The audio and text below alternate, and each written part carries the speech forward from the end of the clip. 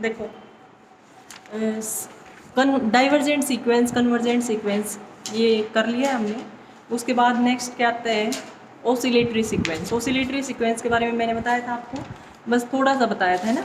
Oscillatory sequence क्या होती है आपके पास, जो सीक्वेंस मान लिया एक एन सीक्वेंस है मेरे पास, वो सीक्वेंस ना तो कन्वर्ज कर रही है और ना ही डाइवर्ज कर रही है, तो उस सीक्वेंस को हम क्या बोल देंगे, ओसिलेटरी सीक्वेंस। ठीक है, एक सीक्वेंस है मेरे पास ए एन, इस सीक्वेंस को बच्चों मैं ओसिलेटरी सीक्वेंस बोलूंगी। ओसिलेटरी सीक्वेंस कब कहा जाएगा इस सीक्वेंस को ओसिलेटरी सीक्वेंस, जब ये सीक्वेंस ना तो डाइवर्ज कर रही हो और ना ये कन्वर्ज कर रही हो। ठीक है, तो ये सीक्वेंस कैसी हो जाएगी, ओसिलेटरी सीक्वेंस। अब ओसिलेटरी सीक्वेंस में भी दो डेफिनेशन आती हैं आपके पास, एक तो ओसिलेटिंग फाइनाइटली और दूसरा ओसिलेटिंग इनफाइनाइटली। ठीक है, तो ओसिलेटिंग यहाँ से दो होता है, या तो ओसिलेटिंग फाइनाइटली या फिर ओसिलेटिंग इनफाइनाइटली।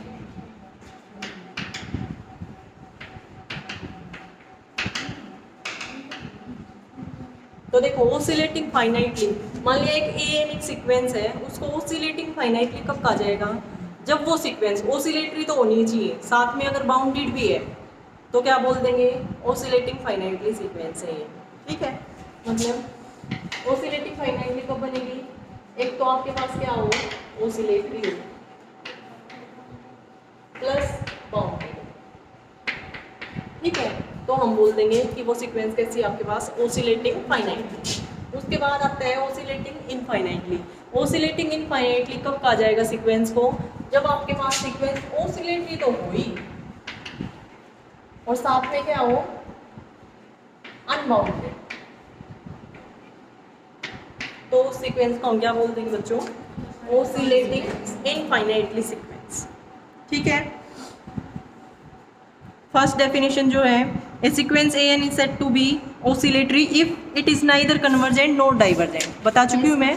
सेकंड है आपके पास बच्चों, a sequence a n is said to be oscillating finitely if it is bounded and oscillatory. ठीक है, और थर्ड डेफिनेशन क्या आती है, a sequence a n is said to be oscillating infinitely if it is unbounded and oscillatory. ठीक है, तीनों definition clear है आपको।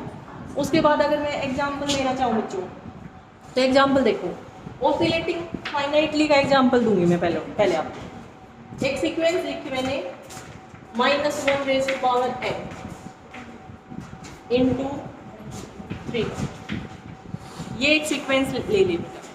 ठीक है, इस सीक्वेंस की टर्म्स किस तरह से लिखी जाएंगी, देखो फर्स्ट टर्म क्या आएगी सीक्वेंस की, यहाँ पर क्या हो रहा है, जो स्मॉल एन है वो नेचुरल नंबर है ना, एन की वैल्यू 1 पुट की तो सीक्वेंस की फर्स्ट टर्म आएगी आपके पास, तो क्या आ जाएगा यहाँ से -3, फिर 2 पुट किया तो क्या आएगा, सीक्वेंस की सेकंड टर्म 3, फिर 3 पुट किया तो थर्ड टर्म, तो सीक्वेंस की सारी टर्म ऐसे ही तो आएंगे बेटा, यही है, ये सीक्वेंस हमारे पास ये, इसकी टर्म्स लिख दी मैंने। अब अगर मैं रियल लाइन पे देखूँ इस सीक्वेंस की टर्म्स, ये मेरे पास रियल लाइन है, यहाँ पर मैंने -3 ले लिया और यहाँ पर मैंने 3 ले लिया, तो सीक्वेंस की टर्म्स क्या कर रही है, ओसिलेट कर रही है।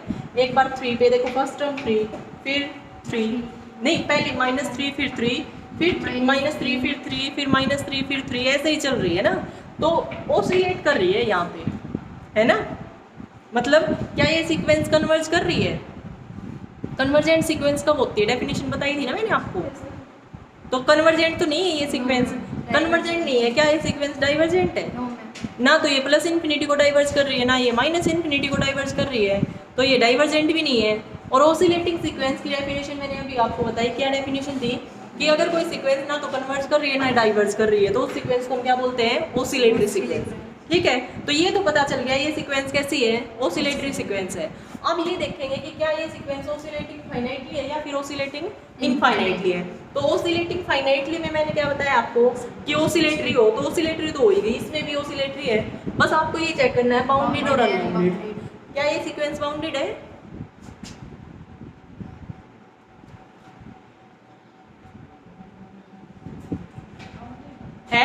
ठीक है, हाँ ठीक कह रहे हो, बाउंडेड है। बाउंडेड कैसे है बेटा? क्योंकि इस सीक्वेंस की सारी टर्म्स है ना दो नंबर्स के बीच में लाई कर रही है, दो रियल नंबर्स के बीच में। किस किस के बीच में? -3 से तो सारी टर्म्स क्या है, या तो बड़ी है या इक्वल है, और 3 से सारी टर्म्स कैसी है सीक्वेंस की, या तो छोटी है इक्वल है, यही है। तो दो नंबर्स के बीच में सीक्वेंस की सारी टर्म्स लाई करके इसका मतलब सीक्वेंस कैसी हो गई आपके पास? बाउंडेड सीक्वेंस हो गई, है ना। और सीक्वेंस अगर ओसिलेटरी भी होगी और बाउंडेड भी हो गई तो वो डेफिनेशन क्या बताई थी? Oscillating finitely. तो ये जो एग्जांपल मैंने दिया है आपको, ये क्या है, किस चीज़ का एग्जांपल दिया है? ये ओसिलेटिंग फाइनाइटली सीक्वेंस। अगर मैं आपको एक और एग्जांपल देना चाहूँ बेटा, इसका ओसिलेटिंग इनफाइनाइटली सीक्वेंस का अगर मैं एग्जांपल लिखूँ, तो एक सीक्वेंस ली मैंने -1 की पावर n और n, ये एक सीक्वेंस ले, ठीक है। अब इस सीक्वेंस के अकॉर्डिंग बताना एक बार टर्म्स कैसे लिखी जाएगी। देखो जब फर्स्ट टर्म लिखेंगे हम तो n की वैल्यू 1 पुट करेंगे तो क्या आ जाएगा आपके पास? -1। फिर 2 पुट किया तो -1 का स्क्वायर 1 और इंटू 2 आ जाएगा। फिर -3, फिर 4, फिर -5, फिर 6, फिर -7 और फिर 8, है ना। आप तो सो इसी तरह से सीक्वेंस की टर्म्स जाती जाएगी, ठीक है।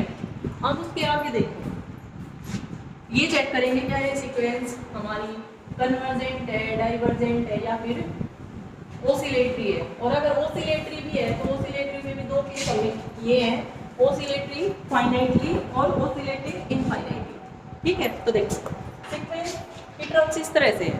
अगर मैं रियल लाइन देखूँ बेटा तो देखना, रियल लाइन में सीक्वेंस की टर्म्स देखती है। -1 ये मान लिया -1 है मेरे पास, फिर 0, 1, 2, 3, ये 4 आ गया, ये 5 हो गया, ठीक है। फिर ये 6 यहाँ तक लेके, और फिर इधर अगर देखें तो हम सीक्वेंस की टर्म्स -1 ये -2 ये -3 ये -4 ये -5 ये -6 और ये -7। अब कुछ यही है, कुछ नंबर्स मैंने देख लिए कि कहाँ पर आ रहे हैं। तो सीक्वेंस की अगर आप फर्स्ट टर्म देखोगे क्या है आपके पास? -1। सीक्वेंस की फर्स्ट टर्म ये -1, फिर उसके बाद 2, फिर आ रहे हैं सीक्वेंस की सेकंड टर्म ये 2, फिर उसके बाद बच्चों -3, फिर सीक्वेंस वापस इधर जा रही है -3 ये रहा, फिर उसके बाद 4 + 4 है ना, फिर सीक्वेंस वापस इधर आ रही है 4 पे, ये उसकी फोर्थ टर्म होगी, ठीक है। फिर -5, फिर 6, फिर -7, फिर 8, है ना। इसी तरह से जाती रहेगी, मतलब एक बार इधर जाएगी फिर इधर आएगी, है ना। तो एक बात बताओ, क्या ये सीक्वेंस कन्वर्जेंट है आपके पास? कन्वर्जेंट नहीं है, नहीं है कन्वर्जेंट। दूसरी, क्या ये सीक्वेंस डाइवर्जेंट है? बताओ। डाइवर्जेंट तो तब बोलते हैं ना, या तो +∞ को डाइवर्ज कर जाए या -∞ को डाइवर्ज कर जाए। लेकिन आप एक बात बताओ, जैसे जैसे n ∞ की तरफ अप्रोच करता जाएगा वैसे वैसे टर्म्स तो वैसे ही जा रही है ना। टर्म्स तो एक बार इधर जा रही है एक बार इधर आ रही है ना, तो ना तो ये -∞ को डाइवर्ज कर रहा है ना ये +∞ को डाइवर्ज कर रही है। तो ये सीक्वेंस ना तो कन्वर्जेंट है और ना ही डाइवर्जेंट है। तो कैसी सीक्वेंस हो गई ये? ओसिलेटरी। अब ओसिलेटरी फाइनाइटली है या फिर ओसिलेटिंग इनफाइनाइटली है? देखो ओसिलेटिंग फाइनाइटली कब होती है? जब ओसिलेटरी होती और बाउंडेड होती। क्या ये सीक्वेंस बाउंडेड है? नहीं, क्योंकि दो ऐसे नंबर मिल ही नहीं रहे जिनके बीच में सीक्वेंस की सारी टर्म्स लाई कर जाए, है ना। तो अनबाउंडेड है। तो ये सीक्वेंस कैसी है बच्चों? Oscillatory finitely. देखो ओसिलेटरी और अनबाउंडेड, है ना। और यहाँ से क्या आ गया? ये सीक्वेंस कैसी होगी? Oscillating infinite. क्लियर यहाँ तक? ये तो मैंने ओसिलेटिंग फाइनाइटली का एग्जांपल भी दे दिया आपको, ओसिलेटिंग इनफाइनाइटली का। आ गया बेटा ये समझ?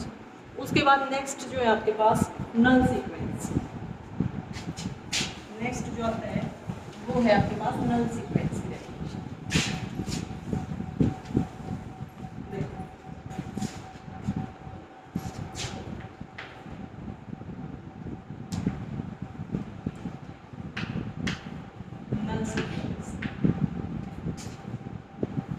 कोई भी सीक्वेंस है आपके पास ए एन, इसको नल सीक्वेंस कहा जाएगा कब?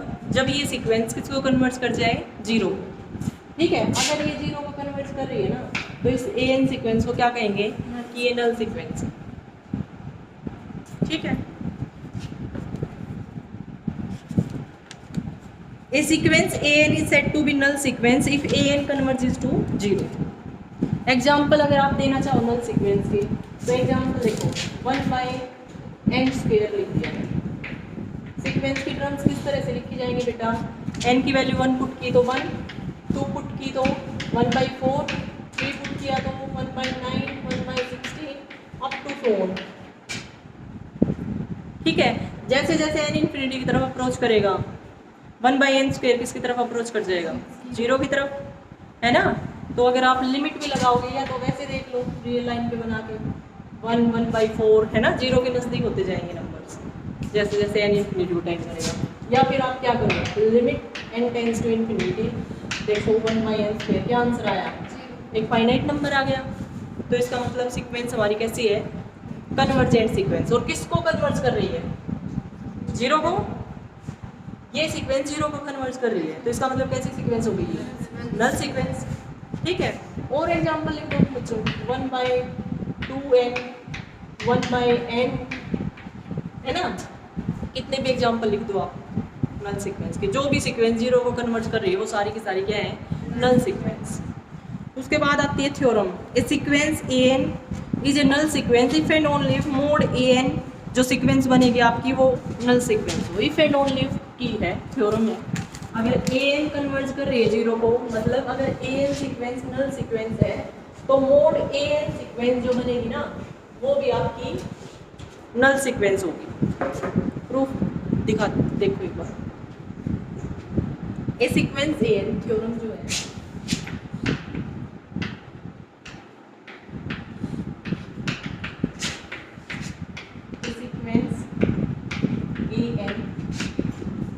is a null sequence, यही है ना? if and only is a null sequence if and only, तो जब आपकी सीक्वेंस जो है मोड ए, ये क्या हो आपके पास? नल सीक्वेंस।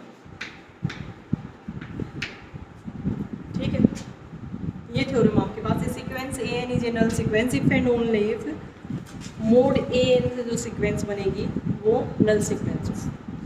क्या करेंगे, एक बार तो an को नल सीक्वेंस लेके चलेंगे और प्रूव क्या कर देंगे, मोड an जो सीक्वेंस है वो भी नल सीक्वेंस होगी, ये प्रूव कर देंगे।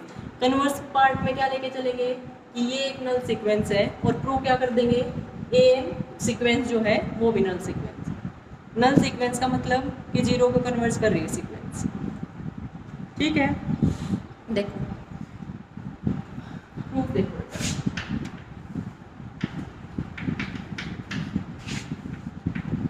क्या लेके चले पहले, sequence an is a null sequence और प्रूव क्या कर देंगे, ये सीक्वेंस भी नल सीक्वेंस। ठीक है, देखो लेट an जो ये सीक्वेंस है बी ए नल सीक्वेंस।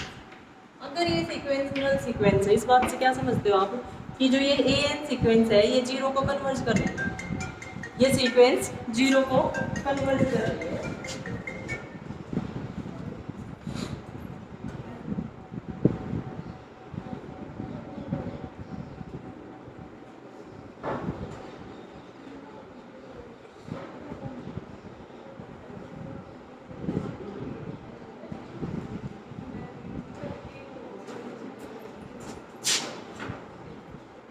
देखो लेट an भी ये नल सीक्वेंस, अगर an नल सीक्वेंस है तो बाय डेफिनेशन क्या होगा, है ना? लिमिट an, या तो ये लिखो कि an कन्वर्जेस टू जीरो। ठीक है, और दूसरा या फिर क्या लिख सकते हो, limit n tends to infinity an is equal to,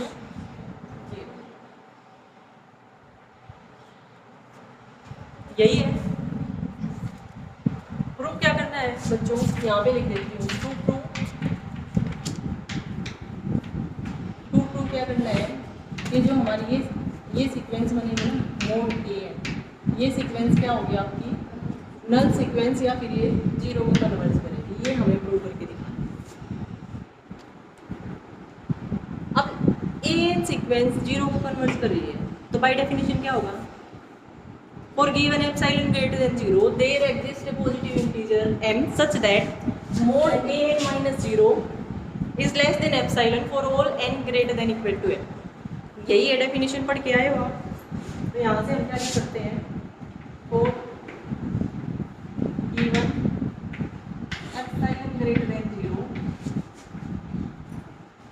there exists a positive integer and depending upon epsilon, लिख लेना यहाँ पे depending upon epsilon such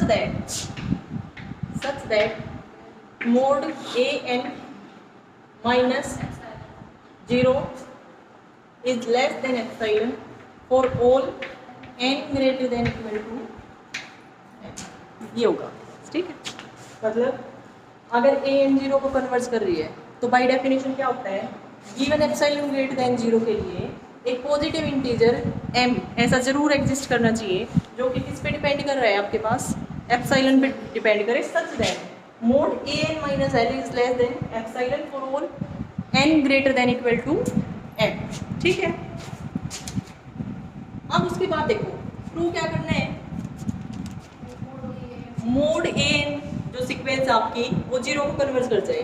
तो इसके लिए मुझे क्या करना पड़ेगा, प्रूव कि for given epsilon greater than 0 there exist a positive integer m depending on epsilon such that mod a n minus 0 is less than epsilon for all n greater than equal to m। इसको prove करने के लिए मुझे ये prove करना पड़ेगा, है ना।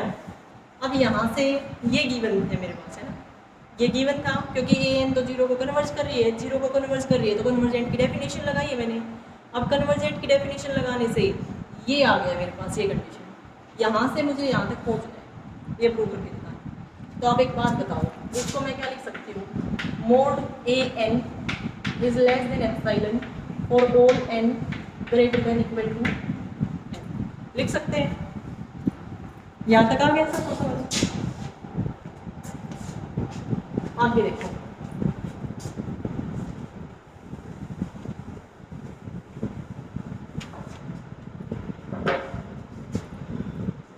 यहाँ तक आ गया ना तो सबको समझ। अब मैं इसको क्या लिख सकती हूँ, देखो मुझे प्रूव वो करना है, उसको प्रूव करने के लिए मैं क्या यूज करूंगी, mod a n is less than epsilon for all n greater than equal to n, लिख सकती हूँ ना बच्चों। मोड ए एन लगाया, मोड ए एन लगाने से सारी टर्म जो भी है, मान लिया कोई नेगेटिव टर्म भी है सीक्वेंस की, वो भी पॉजिटिव हो गई, है ना। तो दोबारा भी मैंने मोड लगा दिया तो भी पॉजिटिव है, तो पॉजिटिव ही रहेंगी, कोई चेंज नहीं हुआ ना। ऐसे लिख सकते हैं हम। ऐसे क्यों लिखा है, क्योंकि हमें ये प्रूव करना है, ठीक है। फिर यहाँ से दिस इम्प्लाइज क्या लिख दूँ मैं, mod a n minus 0 is less than epsilon, लिख सकते हैं, ठीक है। लेकिन लेके क्या चले थे, for given epsilon greater than 0 there exist a positive integer n depending upon epsilon such that, ये तो डेफिनेशन नहीं आ गई किसकी, मोड ए एन कैसी सीक्वेंस हो गई, कन्वर्जेंट सीक्वेंस, और किसको कन्वर्ट कर गई, जीरो को। तो यहाँ से हमारे पास क्या आ गया बच्चों, this implies mod a n जो सीक्वेंस है आपकी convergence to zero, this implies ये जो सीक्वेंस है ये कैसी बन गई, ये सीक्वेंस नल सीक्वेंस, ये आपके पास नल सीक्वेंस, ठीक है। लेके क्या चले थे, a n is a null sequence, prove क्या कर दिया, मोड ए एन जो सीक्वेंस है वो भी नल सीक्वेंस दिखा दी। अब कन्वर्स पार्ट में क्या करोगे बच्चों, इसको नल सीक्वेंस लेके चलोगे और ए एन को नल सीक्वेंस प्रूव करके दिखा दोगे, ठीक है। देखो यहाँ तक क्लियर है सबको,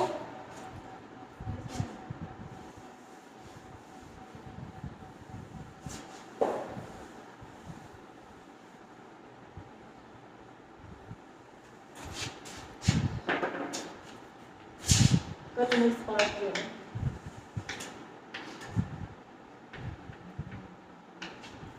कन्वर्स पार्ट में क्या होगा बेटा, देखो लेट द सीक्वेंस, इसको लेके चलेंगे ना नल सीक्वेंस,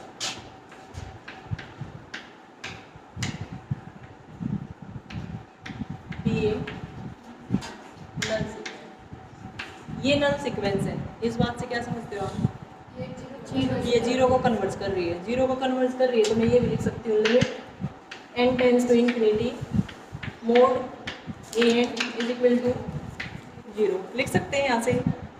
अब ये सीक्वेंस जीरो को कन्वर्ट कर रही है, तो कन्वर्जेंट की डेफिनेशन लगा सकते हैं। डेफिनेशन के अकॉर्डिंग क्या होता है, फॉर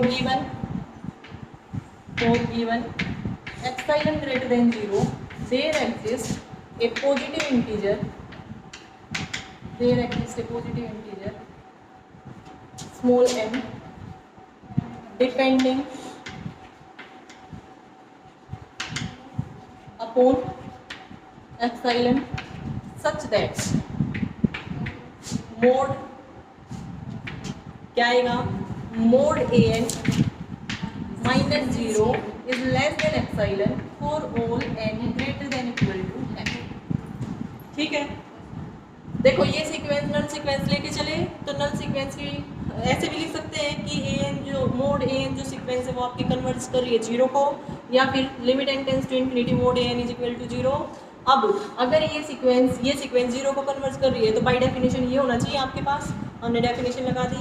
अब ये देखो बच्चों कि हमें प्रूव क्या करना है, यहाँ पे लिख दूँ कन्वर्स पार्ट में हमें प्रूव क्या करना है, प्रूव an इज ए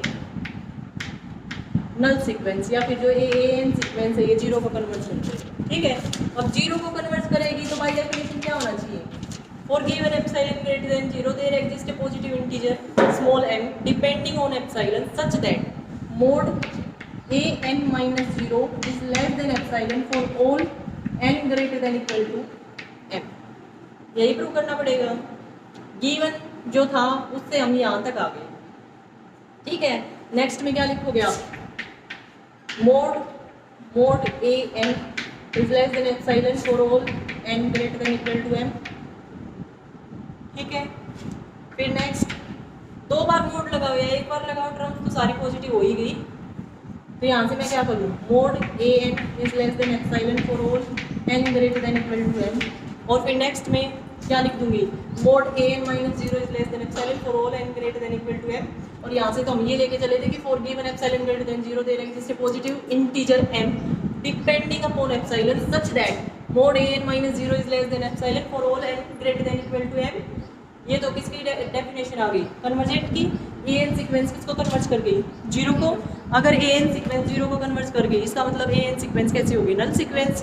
लेके क्या चले थे, मोड an जो सीक्वेंस थी वो नल सीक्वेंस थी, और प्रूव क्या कर दिया, an सीक्वेंस नल सीक्वेंस थी। तो ये रिजल्ट हो गया, आपको एज ए रिजल्ट भी याद होना चाहिए। अगर कोई सीक्वेंस नल सीक्वेंस है ना तो उसका जो मोड करके जो सीक्वेंस बनेगी वो भी आपके पास नल सीक्वेंस होगी। अगर मोड है, सारी टर्म्स पॉजिटिव है और वो एक नल सीक्वेंस है, तो जो an सीक्वेंस है ना वो भी नल सीक्वेंस।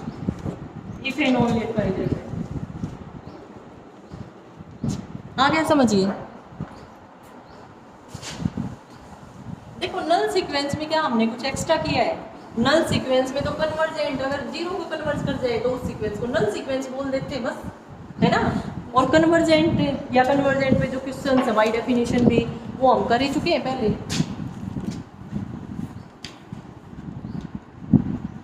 नेक्स्ट थ्योरम है, if bn is a null sequence and mod an is less than equal to mod bn for all n then sequence an converges to 0, या फिर sequence an is a null sequence. देखो क्या कहा गया है, next theorem है,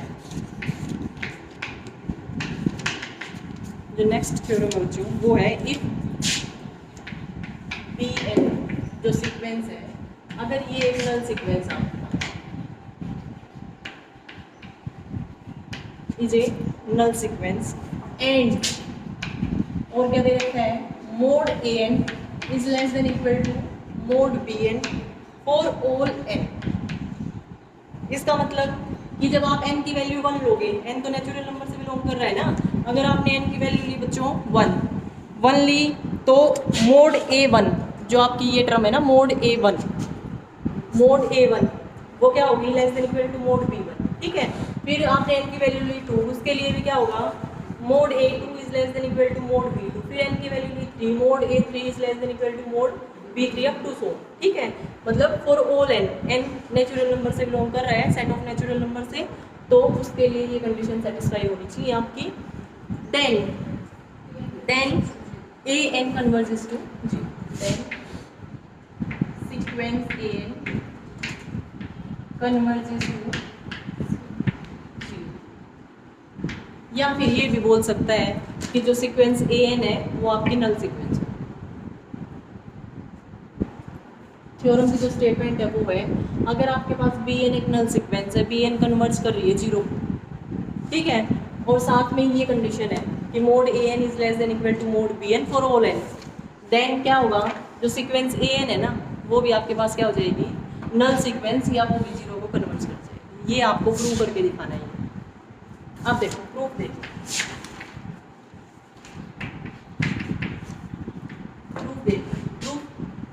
क्या लेके चलेंगे, दे रखा है गिवन है, क्या गिवन है bn नल सीक्वेंस। अगर bn नल सीक्वेंस है लिख देना given that bn is a null sequence.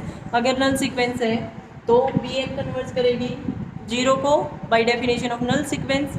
अगर 0 को कन्वर्ज करेगी तो हम क्या लिख सकते हैं, limit n tends to infinity bn is equal to 0 लिख सकते हैं। अब अगर ये 0 को कन्वर्ज कर रही है तो बाय डेफिनेशन क्या आएगा बच्चों, बाय डेफिनेशन क्या होगा, for given epsilon greater than 0 there exists a positive integer small m depending upon epsilon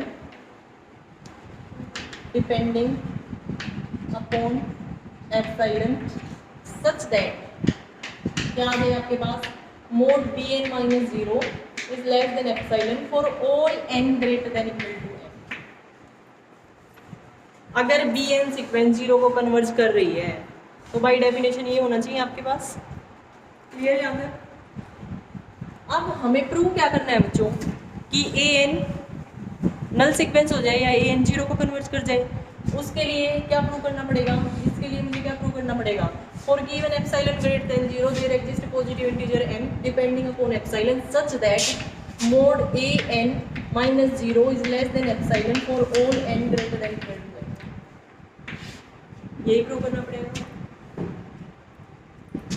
एक तो ये गिवन था bn नल सीक्वेंस है, उससे हम यहाँ तक आ गए, ठीक है।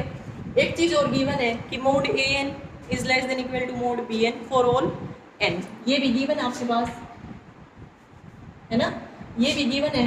तो यहाँ से देखना, मैं यहाँ से क्या लिख सकती हूँ, mod bn is less than epsilon for all n greater than equal to n, लिख सकते हैं।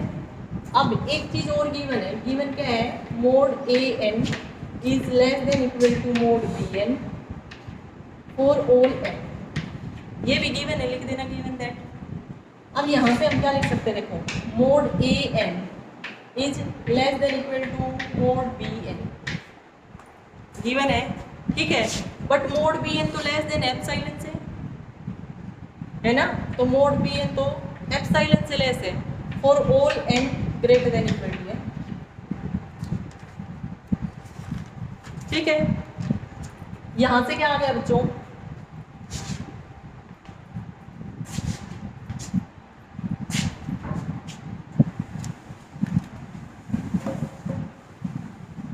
यहाँ से क्या आ गया, देखो यहाँ से मैं क्या लिख सकती हूँ, प्रूव ये करना है मुझे, ये प्रूव करना है।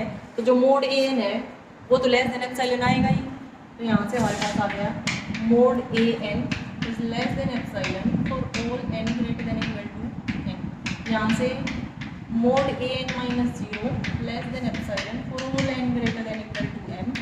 यहाँ से तो हमारे पास क्या आ गया, for given epsilon greater than 0 there exists a positive integer n depending upon epsilon such that mod an minus 0 is less than epsilon for all n greater than equal to m, ठीक है। ये तो किसकी definition आ गई, convergent sequence की। an sequence convergent होगी और किसको कन्वर्ज कर रही है, 0 को। तो यहाँ से हम लिखेंगे कि जो सीक्वेंस an है ना वो कन्वर्जेंस टू जीरो, या फिर लिख देना ए एन इज ए नल्स। यही हमें prove करना है। आ गया समझ?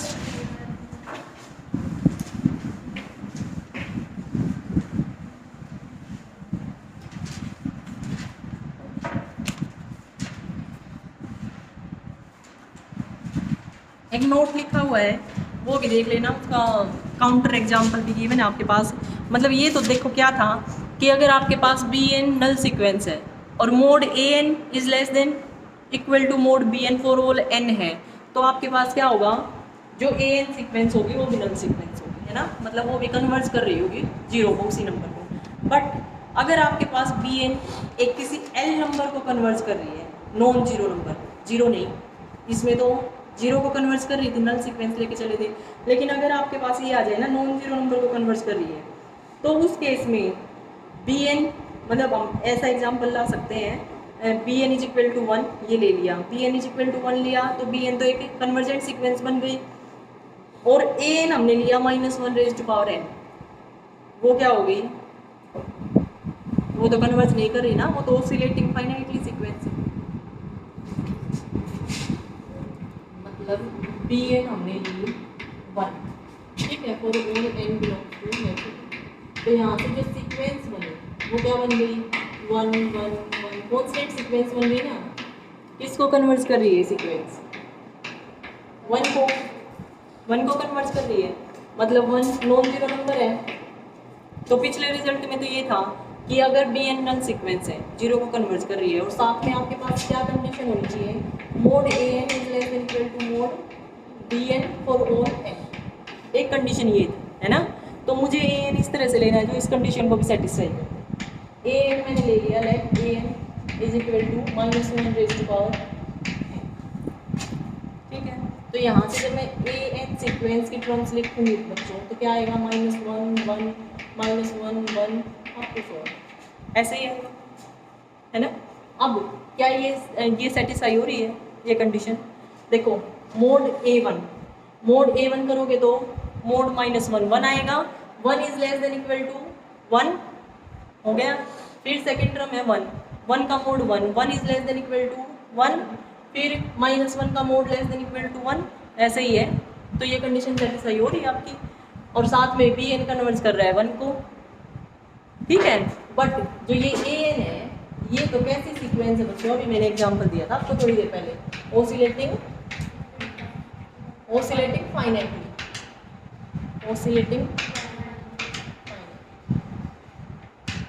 ये तो कन्वर्ज भी नहीं कर रही।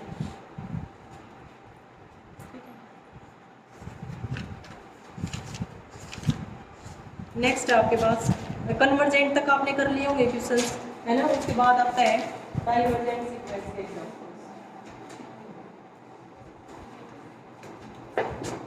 चलो कल करेंगे।